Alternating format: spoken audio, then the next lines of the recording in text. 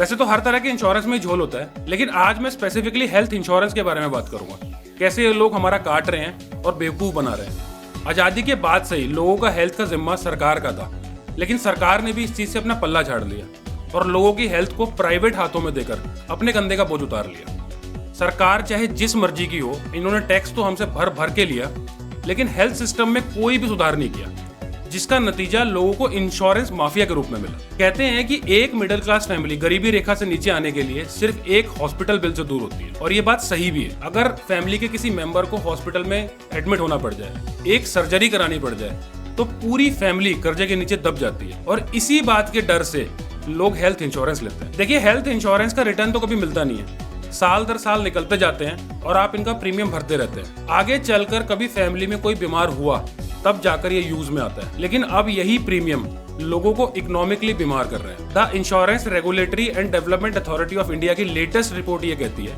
कि ये इंश्योरेंस कंपनियां लोगों से 100 रुपए का प्रीमियम लेकर सिर्फ 63 रुपए और 63 पैसे का ही क्लेम दे रही है, जो अपने आप में एक स्कैम है और खुलेआम चल रहा है। और सरकार ने भी इसे लेकर अपनी आंखों पर पट्टी बांध रखी है। जितना प्रीमियम ये कंपनियां हर महीने मांगती हैं, लोग देते हैं, लेकिन जब क्लेम देने की बात आती है तो ये कंपनियां आनाकानी करना शुरू कर देती हैं। आपसे जब कोई पैसे उधार मांगता है और आप उसे दे देते हो, तो आप उस आदमी को किसी भगवान से कम नहीं लगते। लेकिन जब वही पैसे आप वापस मांगते हो उस आदमी से, तो आप दुनिया के सबसे बड़े दुश्मन लगते हो उसे। और सेम यही सिचुएशन इन इंश्योरेंस कंपनीज के साथ भी है। एक सर्वे के अकॉर्डिंग 47% लोगों को हॉस्पिटलाइज होने के बाद पता चलता है कि उनकी इंश्योरेंस कंपनी से उन्हें कोई क्लेम ही नहीं मिलेगा। और इसके बड़े अजीब अजीब रीजन भी देती हैं कंपनियां। कभी कहती हैं कि आप 24 घंटे से ज्यादा हॉस्पिटलाइज नहीं हुए, इसीलिए आपको क्लेम नहीं मिलेगा। कभी कहते हैं जिस हॉस्पिटल में आप भर्ती हुए हो वो हमारे पैनल पर ही नहीं है। या कभी ये कह के रिजेक्ट कर देते हैं कि जिस बीमारी के चलते आप हॉस्पिटलाइज हुए हो उसको हम कवर ही नहीं करते हैं। अब इनसे कोई ये पूछे कि 24 घंटे तक हॉस्पिटल में भर्ती रहना क्यों जरूरी है। अभी पिछले दिनों गुजरात के वडोदरा में एक केस भी फाइल हुआ था इसके अगेंस्ट। उसमें कोर्ट ने भी माना था कि आजकल की जो मशीनरी है और ट्रीटमेंट है इतना हाईटेक हो गया है कि अब 24 घंटे भर्ती रहने की जरूरत ही नहीं है, और इनके अगेंस्ट फैसला सुनाया था कोर्ट ने। लेकिन इन लोगों को कोर्ट के इस ऑर्डर से कोई मतलब ही नहीं है। धांधलेबाजी, धोखाधड़ी नहीं करेंगे तो कमाई कैसे करेंगे ये लोग। आप जब भी कोई इंश्योरेंस करवाते हो तो आपने देखा होगा ये लोग एक 44 पन्ने की मोटी सी बुकलेट आपके हाथ में दे देते हैं। आप चाहे कितने ही पढ़े लिखे क्यों ना हो, आप 1 पेज, 2 पेज, 3 पेज जब पढ़ते हो उसके बाद में आपके सिर में दर्द होने लग जाता है, और आप इन कंपनियों पे भरोसा करके सीधा आखिरी पेज पर जाकर अपने सिग्नेचर कर देते हो। बाकी चीजें पढ़ते ही नहीं हो कि उसमें क्या लिखा है क्या नहीं लिखा। और ये कंपनियां चाहती भी नहीं है कि आप ये सारा सब कुछ पढ़े, ताकि कल को जब आप एडमिट हो तो आपका क्लेम रिजेक्ट करने में इन्हें और आसानी हो जाए। लेकिन अगर आप इस पूरी बुकलेट को पढ़ने बैठोगे भी तो भी इनकी चोरी शायद आपकी नजर में ना आए।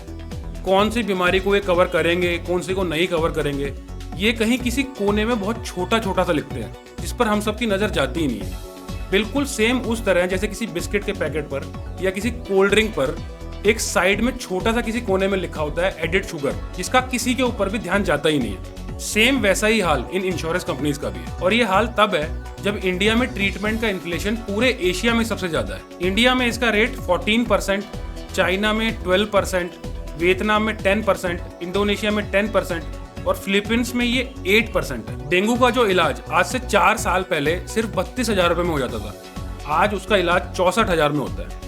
यानी सिर्फ 4 साल में इलाज का जो खर्च है वो डबल हो गया। आप लोग सोच रहे होंगे कि भारत में ये ट्रीटमेंट इतना महंगा क्यों होता जा रहा है, तो इसके लिए ये लोग सारे जिम्मेदार हैं, चाहे वो हॉस्पिटल्स हों, डॉक्टर्स हों, फार्मास्यूटिकल्स हों या सरकार हो। नेशनल फार्मास्यूटिकल प्राइस अथॉरिटी ने दिल्ली के रेप्यूटेड हॉस्पिटल्स के बिल इकट्ठे किए, ये पता करने के लिए कि जो ये पैसा चार्ज कर रहे हैं पेशेंट से, ये जेन्युइन भी है या सारा फेक है। और इसमें इनको ये मिला कि जो हॉस्पिटल्स हैं ये जेनरिक दवाइयों की जगह नॉन जेनरिक दवाइयाँ दे रहे हैं पेशेंट्स को। आपके रेफरेंस के लिए आपको बता दूं, अगर आपको ना पता हो तो जेनरिक दवाइयाँ उनको कहते हैं जिनके प्राइस जो हैं वो गवर्नमेंट कंट्रोल करती है, और नॉन जेनरिक दवाइयाँ उन्हें कहते हैं जिनके जो प्राइसेस है वो प्राइवेट प्लेयर्स कंट्रोल करते हैं। तो जब एनपीपीए ने एक बिल को देखा तो ये पता चला कि सिर्फ 4% ही जेनरिक दवाइयाँ दी गई हैं पेशेंट्स को, बाकी सारी ब्रांडेड दवाइयाँ दी हैं और उसके ऊपर मोटा प्रॉफिट बनाया गया। एक रिपोर्ट के अकॉर्डिंग प्राइवेट हॉस्पिटल्स 1000% से ज्यादा का मुनाफा बना रहे हैं ब्रांडेड दवाइयों पर, जिससे लोगों की कमर भी टूट रही है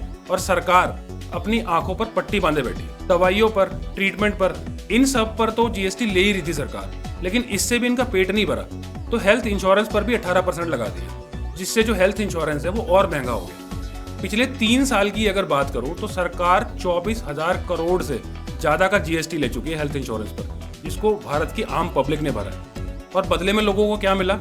सिर्फ एक सरकारी एजेंसी की रिपोर्ट ये बताते हुए कि भारत में क्लेम सेटलमेंट सिर्फ 63% है। तो क्या सरकार सिर्फ एक रिपोर्ट बनाने के लिए? क्या सरकार को इस पर कोई रेगुलेशन नहीं लाना चाहिए? अगर सरकार इंश्योरेंस पर जीएसटी लेती है तो लोगों को क्लेम दिलाने का जो जिम्मेदारी है वो भी सरकार की बनती है। इंश्योरेंस कंपनी पूरा प्रीमियम लेकर अपना प्रॉफिट बना लेती है, जीएसटी लेकर सरकार अपना मुनाफा कमा लेती है, और जब क्लेम करने की बारी आती है तो इंश्योरेंस कंपनी उसको रिजेक्ट कर देती है और सरकार अपना पल्ला झाड़ लेती है, और जो पेशेंट है वो भगवान भरोसे हो जाता है। अगर आपके साथ भी इंश्योरेंस कंपनी ने कोई इसी तरह का फ्रॉड किया है तो मुझे कमेंट बॉक्स में बताएं। साथ साथ अगर ये वीडियो पसंद आया हो तो इसे लाइक करें और शेयर करें, और ऐसे ही इन्फॉर्मेटिव वीडियोस के लिए मेरे चैनल को सब्सक्राइब करें।